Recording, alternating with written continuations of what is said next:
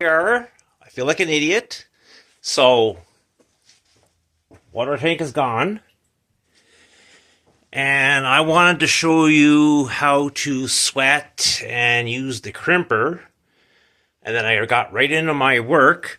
How I realized that I wanted to shoot continue on, is I found this on the floor when I dropped a tool down there. So anyways, 3/4 lines. So if you're able, smart enough, and good looking like me, because, well, it's a curse, make sure you have your cold running proper, and obviously what's left is hot. So going on with the other video, I properly used snap caps, which I don't usually use, to put the 3/4, ran it up, stubbed off on my kitchen, hot and cold, and then teed off to the bath. There's a powder room, and there is a toilet, which is like right up here. So everything, just mind the camera, because the house that I have here was built in 1933. It's made out of stone. And every time it rains, I get a fucking swimming pool. Ah. Oh, and we're not going to go outside because, well, the bugs. So I put one of those frost-free hose bibs in, shut off. And like I say, I felt like such an idiot wanting to show you guys stuff. But luckily, I went upstairs to the main bathroom, and the fun continues. Here we are. This is the main bathroom.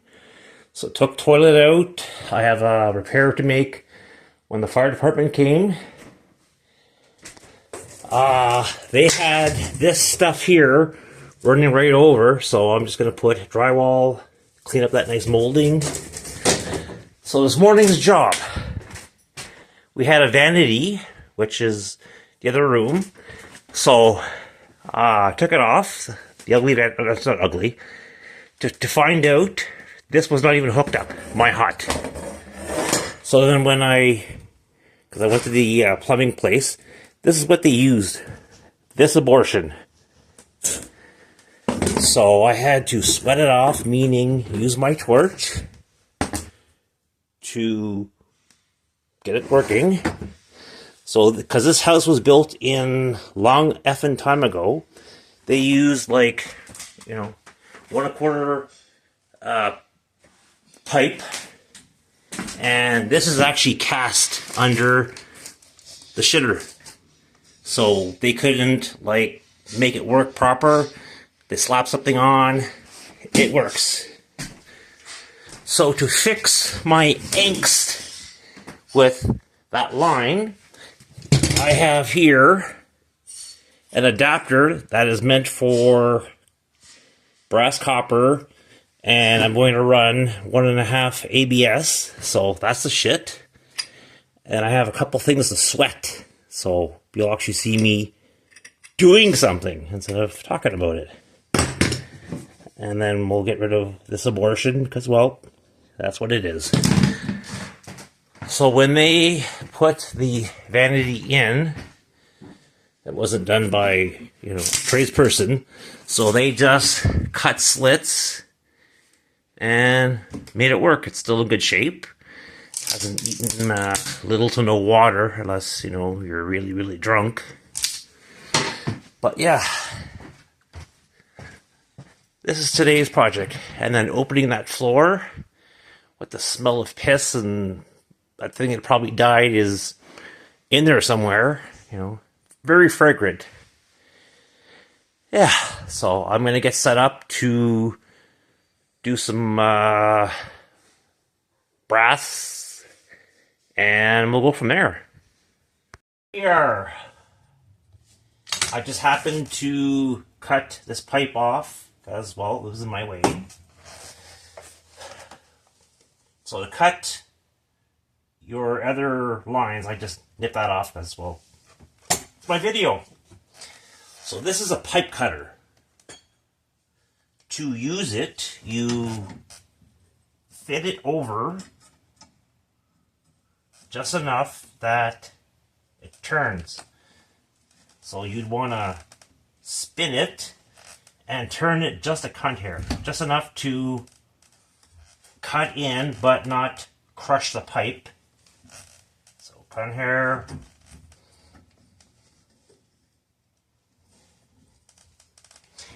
And that C word, because I won't say it anymore, is actually a carpenter term for if you had to cut just a bit off of something, you'd say cut it a C word. So I won't say anymore.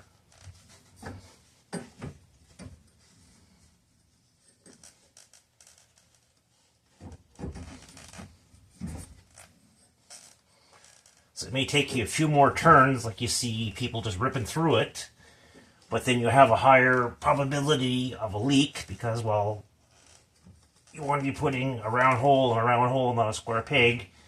And then once I close the floor up, the ceiling will drop again as it did. So C word. And they actually do make these smaller. And if you had actually a room, I have a bigger one. I've owned this thing, I don't know how fucking long. But I had to cut this pipe with my little keyhole saw. So there's places where you can't get a tool or something in. And, well, you gotta cut it.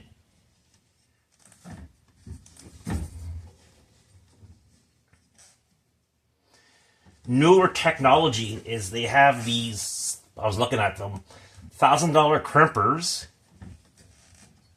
Instead of doing the old school way of sweating and whatnot. There. We're through. So there's a couple of ways that you can prepare your copper. So there's a lot of oxidation and shit. So you could use emery cloth, which is on fabric, and this is a 120. So if you're into sanding furniture, not wanting to wreck something, so here's a little story. So you're 6 years old, it's 1985, so you got your bike, you know, you're off your training wheels, you say to your parents, I'm going to go to the park, so you go. And then you're thinking, you know, I'm feeling brave. I'm driving, no hands. And then you see this big hill that during the winter you would do Mach 9, Mach 10. Well, you're 6. You don't know any better.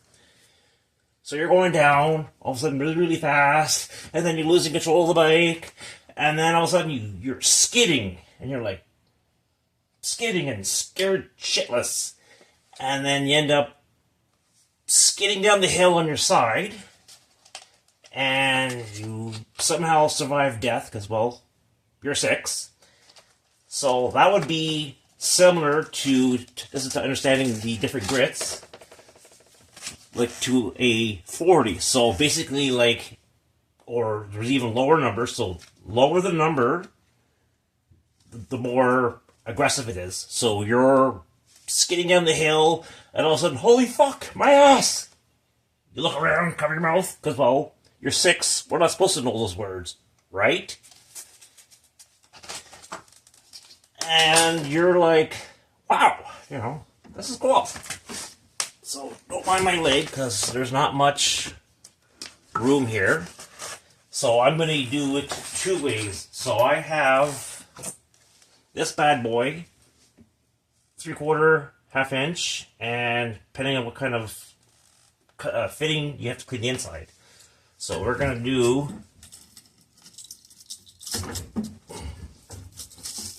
a lap. So with the grit of sandpaper, the bigger the number, it's almost like paper that you're roughing up a surface, cleaning it.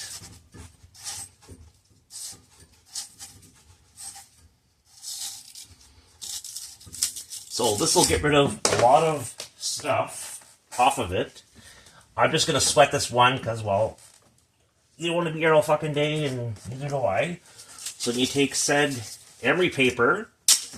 The reason why you want to use emery paper instead of 120 regular paper, sandpaper, because once it gets wet, it is useless. Breaks apart.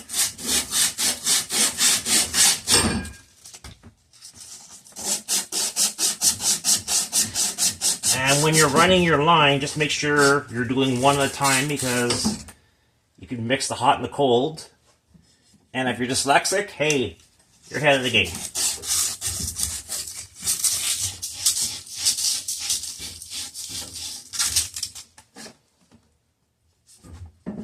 And same for my hot. So what actually caused this leak is they had this drain. This here pipe was on the hot, and sometime back the plumber string broke and took the leak off. So, you know, they have this thing called, which I don't know if it's in my box, wraparound. So when I'm done all this, I'm going to have a piece of metal wiring to hold it up, because inside there is a T-junction, so I don't want to fuck it up anymore. So what I'm going to be using, because I'm using PEX, which is this plastic stuff. So to understand, as I mentioned before, this is a female. So male, female, male, female. I don't want to ruin it. So when you're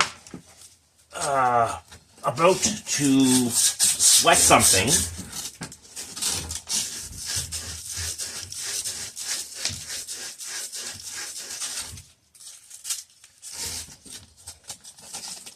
so, you know, sometimes it cleans up in a second, but you want it shiny as all get out.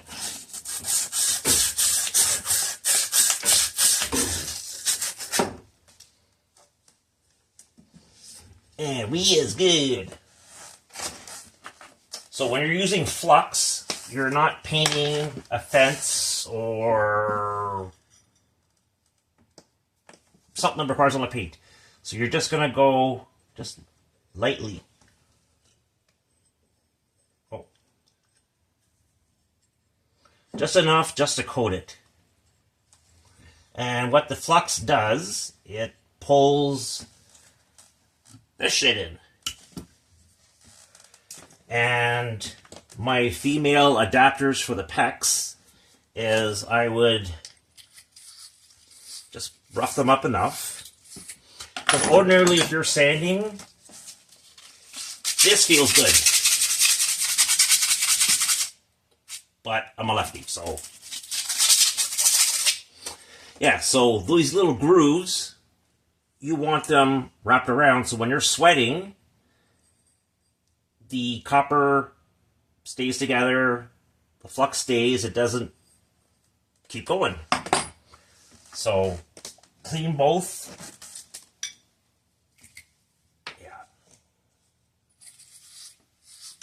Yeah, I'm just going to sweat these two and then leave it fuck alone, because I need to smoke after. So, just a little blob. I know it's a little blob, but anyways. So, we're putting them on.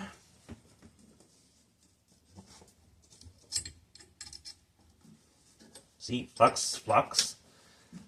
So, I know from past experience that when I start sweating this, it's going to get hot and it's going to move. So, this little trick that I started doing, so if I had 1 or 2 or 10, is I'm going to put the wire in. It's going to get hot, but I'm going to let it cool. In the goddamn hole.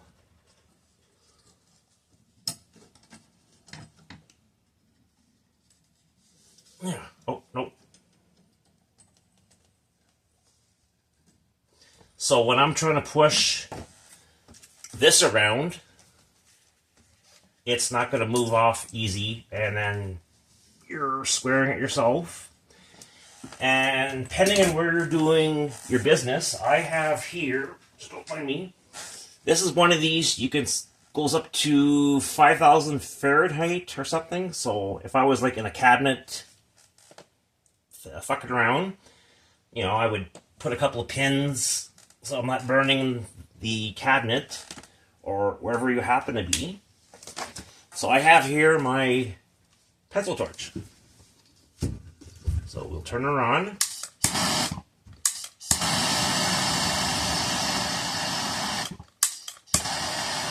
There you go. And when you're going to sweat something, you're going to do this technique called blind soldering. So when it starts to get hot, I'm going to start from the bottom. It's going to draw in, and other side. So you have two ways to sweat this. I'm not going to, I usually do indirect, so I would be heating close, but I also don't want to set this puppy on fire because, well, that's how I got the house in the first place. So get enough of it out. Try not to burn yourself.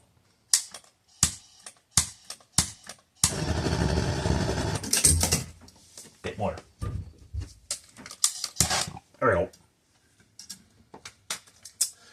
And there we go, kids. Let's make some fire.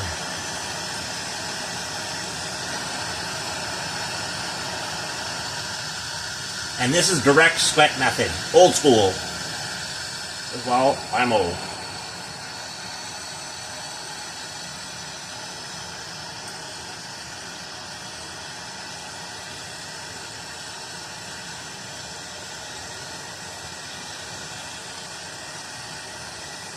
And she sucks right in like a date on prom night. There we go. And take two. Get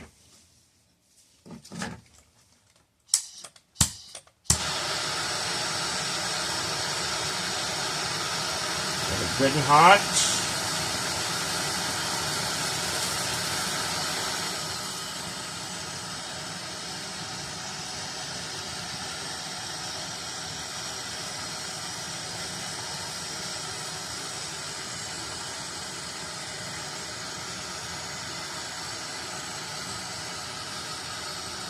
And if you actually get the flame on the copper, the flux, it just comes off.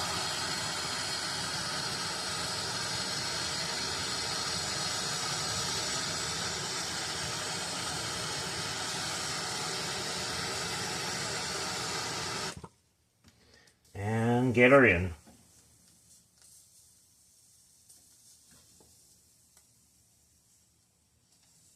There, sweating. Put your chip away, and then when using the PEX rings, you stick the castrator on. I'm just going to grab any barb because, well, that's what I have. And when you're crimping it, you would crimp one spot, turn it over slightly, and there is a little, I just fucking had it. There we go. And this is called go, no go. So say if it was properly crimped, that would fit over nice. So if that doesn't fit over nice, squeeze her again. And that, kids, is old school sweating. Okay, I'm going to have a smoke and possibly, I think, a shit, because, well, I'm due.